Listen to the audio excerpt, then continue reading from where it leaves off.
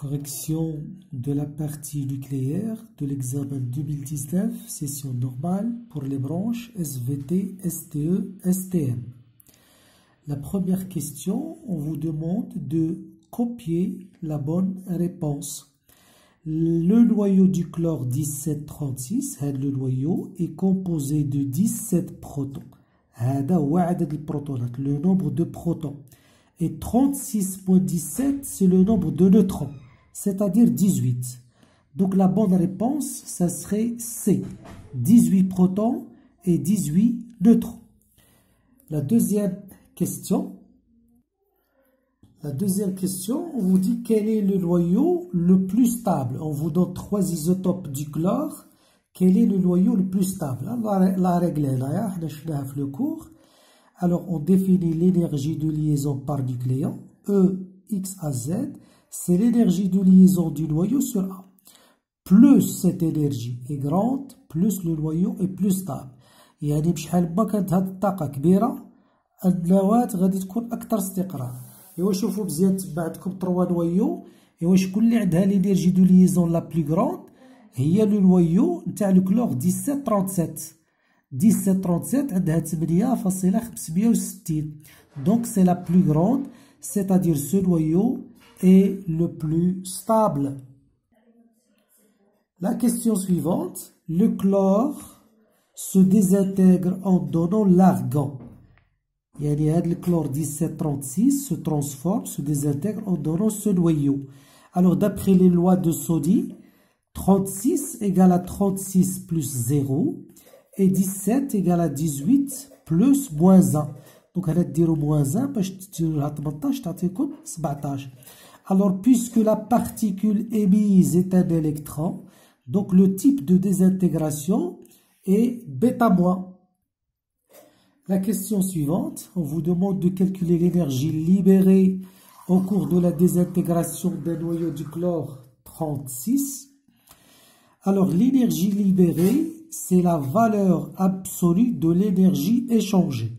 Donc, E libéré, il y a la valeur absolue de l'énergie de la réaction.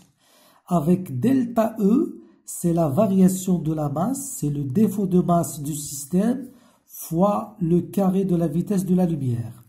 Donc, delta E, delta M, qui est la masse des produits moins la masse des réactifs. Donc, la masse de l'argon plus la masse de l'électron, moins la masse du chlore. Le tout fois C au carré. Alors, les masses sont exprimées en U, c'est-à-dire l'unité de masse atomique, l'unité de masse atomique, c'est la même chose. Donc, le résultat, vous devez écrire tous les chiffres après la virgule. Tous les chiffres après la virgule. Donc, moins 0,00218 U, C carré.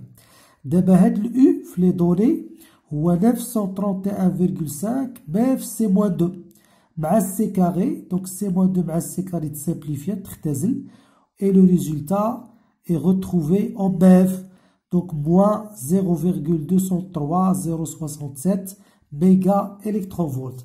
Et puisque l'énergie libérée c'est la valeur absolue, donc la valeur trouvée est une valeur positive.